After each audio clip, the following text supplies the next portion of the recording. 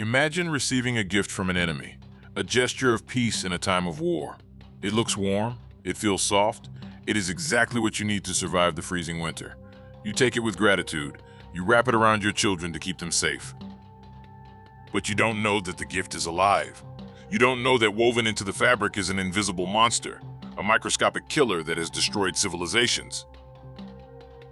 In the history of warfare, men have used swords, guns, and bombs.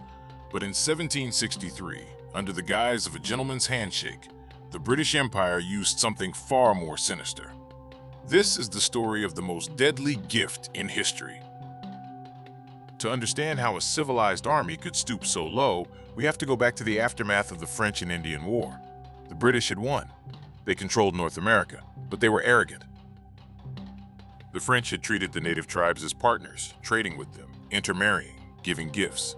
The British, led by General Geoffrey Amherst, treated them as conquered subjects. Amherst cut off the traditional gifts of gunpowder and supplies. He restricted trade. He looked down on the tribes from his high horse, calling them wretched people. He thought they were powerless without the French. He was dead wrong. In the forests of the Great Lakes, a visionary leader rose up. His name was Pontiac, a chief of the Ottawa. He saw clearly that the British intended to push his people off the map. He sent war belts to the other tribes, the Huron, the Potawatomi, the Ojibwe, the Shawnee, the Delaware. He united them with a message of resistance. In May 1763, the forests exploded. Pontiac's warriors struck with lightning speed. They captured 8 British forts in just a few weeks. The British were stunned. The savages were winning. The frontier was in flames, and the mighty British army was trapped. One of the last strongholds remaining was Fort Pitt, located where Pittsburgh stands today. It was a massive Stone Star fort built to be impregnable. But by the summer of 1763, it was an island in a sea of enemies. Hundreds of warriors from the Delaware and Shawnee tribes surrounded it. They cut off the roads. They killed anyone who tried to leave. Inside the fort, conditions were hellish. 500 settlers had fled there for protection, crowding in with the soldiers. There was no space. There was little food. The summer heat was unbearable. The smell of unwashed bodies and fear filled the air. But there was something else inside Fort Pitt, something worse than the warriors outside. In the makeshift hospital, soldiers were dying of smallpox. If you have never read about smallpox, pray you never see it. It starts with a fever and body aches. Then a rash appears, but not a normal rash. These are pustules that grow hard and round, covering the entire body, the face, the eyes, the inside of the throat. They fill with pus. The pain is excruciating. The skin literally separates from the flesh. It is a demon of a disease, highly contagious and often fatal. Inside the crowded fort, they tried to quarantine the sick, but the virus was a ticking time bomb. Outside the walls, the Delaware chiefs, led by Turtle Heart, wanted the British gone. They didn't want to storm the fort and lose men. They wanted to scare the British into leaving.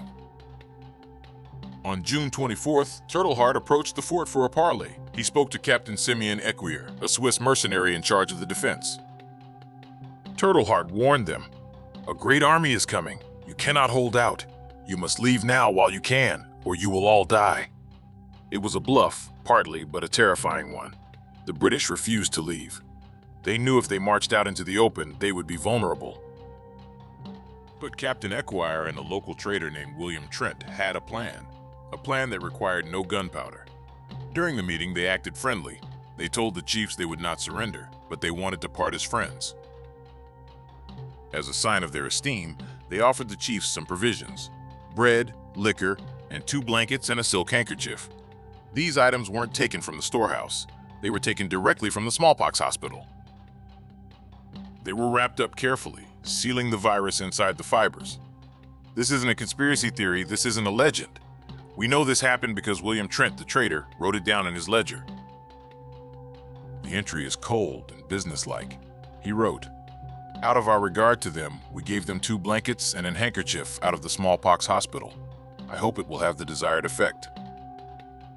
The desired effect. Think about those words. He wasn't hoping to keep them warm. He was hoping to unleash a plague. The chiefs took the gifts. They returned to their villages, unknowingly carrying their own doom in their arms. While this was happening on the ground, the highest levels of the British command were discussing the exact same strategy. General Geoffrey Amherst, the commander-in-chief of British forces, was furious about the rebellion. He wrote to Colonel Henry Bouquet, who was marching to relieve Fort Pitt.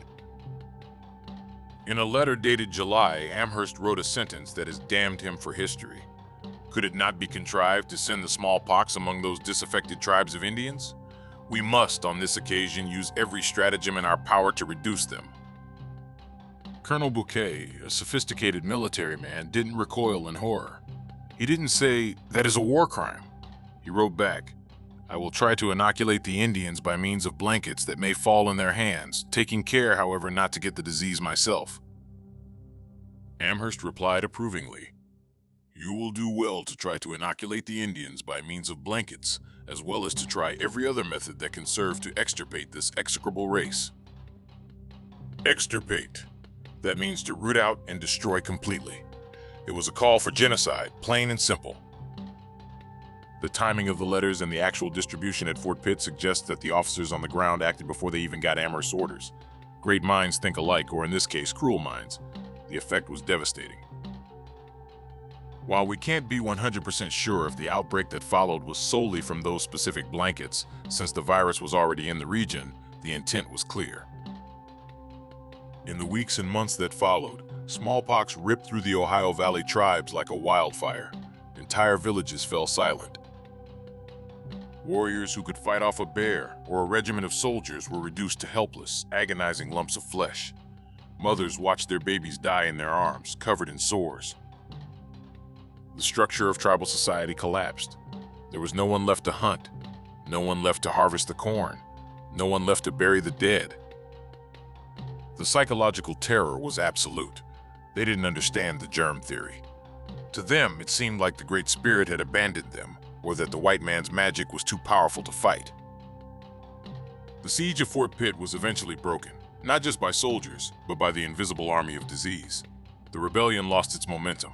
Pontiac fought on for a while, but the alliances crumbled as death visited every wigwam. The British had won, but at a cost to their humanity that can never be repaid. They had crossed a line that separates warfare from extermination. They proved that to them. The rules of war only applied to fighting other white Christian nations. For everyone else, anything was allowed. History books often glaze over this. They call it the Pontiac War and mention battles and treaties. They rarely linger on the image of a traitor handing a poisoned blanket to a chief who trusted him. It challenges our view of the civilized past. We like to think of the British Empire as a beacon of law and order. But in 1763, the law was biological terror. The order was the silence of the grave. And now, get ready for the ultimate twist. You might think that Geoffrey Amherst, the man who ordered the extirpation of a race, would be remembered as a monster. You would be wrong. Look at a map of North America today. Amherst, Massachusetts. Amherst, New York. Amherst College. For centuries, students sang songs praising Lord Jeff as a hero. We drive on streets named after him. We send our kids to schools named after him. A man who advocated for biological genocide is honored on our maps, while his victims lie in unmarked graves, forgotten by the world. We call them the savages, yet we name our cities after the butcher. What the fuck?